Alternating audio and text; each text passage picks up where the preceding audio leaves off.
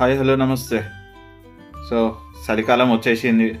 ఈ చలికాలంలో మనం ఈ వాటర్ లిల్లీ, లోటస్ ఎట్లా కాపాడుకోవాలి? ఏం చేస్తే మళ్ళీ ఇది బ్రతికి నెక్స్ట్ మన సమ్మర్ సీజన్‌కి రెడీగా అయితాయి? బ్లూమింగ్స్ ఏంది?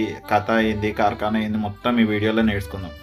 సో మెయిన్‌గా ఈ వింటర్‌లో మనం చేయాల్సింది ఏందంటే ప్లాంట్స్‌ని కాపాడుకుంటే చాలు. ఫర్టిలైజర్ ముచ్చట దేవుడెరుగు గానీ ఫస్ట్ మనం ఈ ప్లాంట్ కాపాడుకుంటే చాలన్నమాట. సో ఏం చేయాలి? ఏం చేస్తే ఈ ప్లాంట్ సర్వైవ్ అయితది అంటే ఈ వీడియోలో మొత్తం ఆ ఇన్ఫర్మేషన్ అనేది నేను మీకు షేర్ చేస్తా. లాస్ట్ వరకు చూడుర్రి. లైక్, షేరు, కమెంట్, సబ్స్క్రైబ్ చేయుర్రి ప్లీజ్. సో ఇక్కడ చూసిర్రు కదా ఈ వీడియోలో చూసిన వాటర్ లిల్లీ అయితే ఎంత హెల్తీగా గ్రో అవుతుంది. ఈవెన్ మనకి వింటర్ వచ్చినా కూడా అంత లీఫ్ అనేది పెద్ద సైజులో ఉండి ఫ్లవరింగ్ కూడా మంచిగా బ్లూమింగ్ వస్తుంది అండ్ కంటిన్యూ ఫ్లవరింగ్ కూడా ఉందన్నమాట. సో ఇటువంటివి కొన్ని ఉంటాయి. కొన్ని ఏంటంటే కొంచెం చలికాలం స్టార్ట్ కాగానే ఇక స్టార్ట్ అయిపోతుంది. దాని కండిషన్ ఏంటంటే డార్మెంట్లకు చూపిస్తూనే ఉంటుంది. సో ఇక అటువంటిదే ఇది. ఇక్కడ మీరు చూసినట్టయితే అసలు ప్లాంట్ ఉందా లేదా, అసలు ఏమైంది అనేది అర్థం కాదు.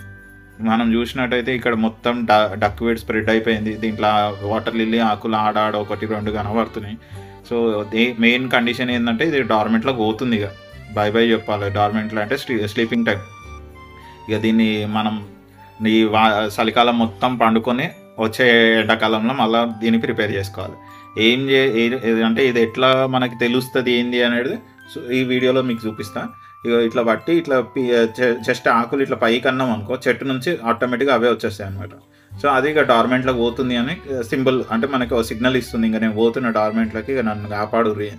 సో మనం ఏం చేయాలంటే ఫస్ట్ ఈ డక్ వీడ్ ఏదైతే ఉందో ప్లాంట్ ఈ మొత్తం క్లీన్ చేయాలి. ఈ డక్ వీడ్ మెయిన్గా వేయడానికి కారణం ఏంటంటే దాంట్లో ఫిషెస్ గిట్ట ఏమన్నా ఉంటే ఆ ఫిష్ పిల్లలు అన్నీ దీని కిందకు వచ్చి మంచిగా బ్రతుకుతాయి అనేసి.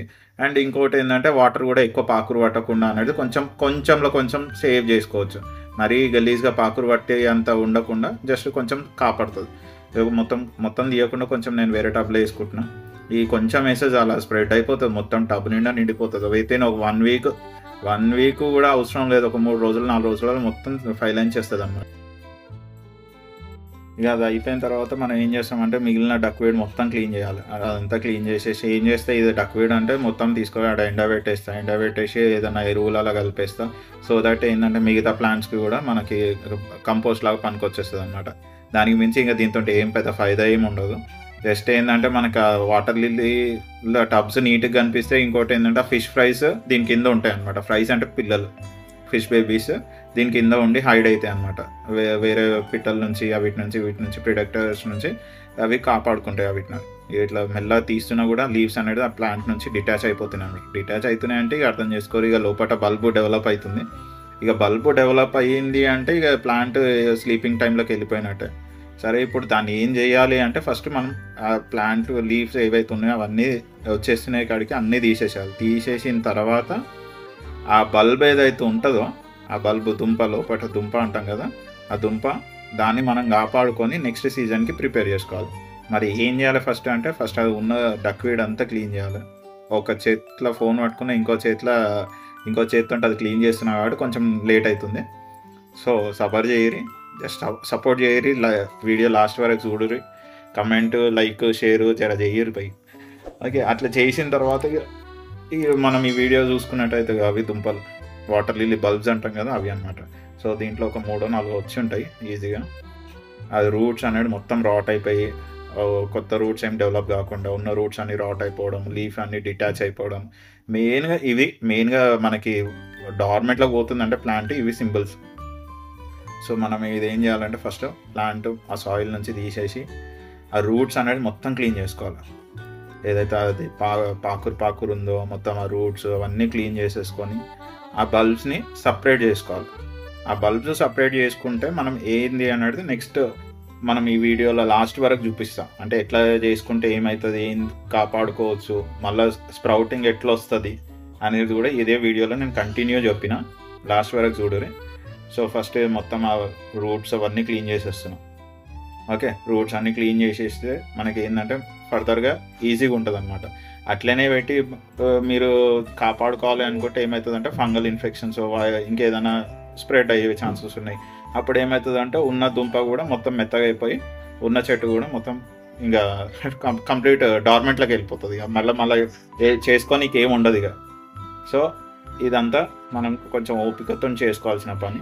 ఫస్ట్ అది డిటాచ్ అయిన రూట్స్, లీవ్స్ అన్నీ తీసేసేయాలి.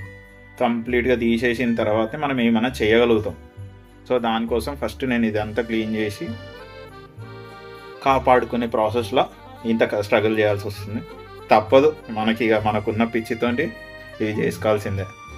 ఓకే, సో ఇక చూసినట్టయితే ఇక మనకి ఇక్కడ బల్బ్స్ సపరేట్ అవుతున్నాయి.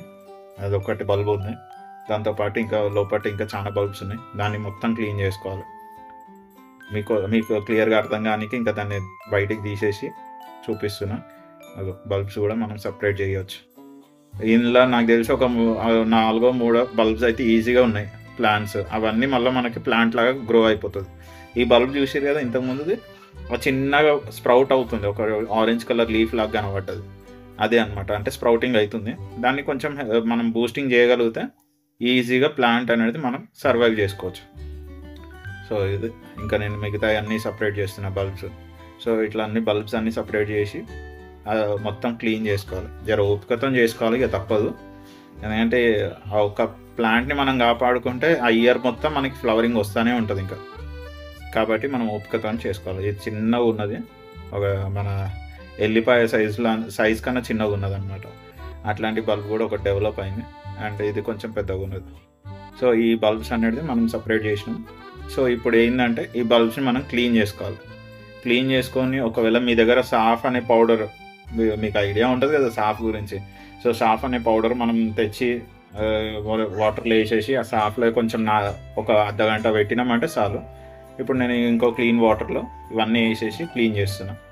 క్లీన్ చేసిన తర్వాత కొంచెం ఇట్లా కనబడుతున్నాయి. సరే, ఈ రూట్స్ కూడా మొత్తం తీసేసాం.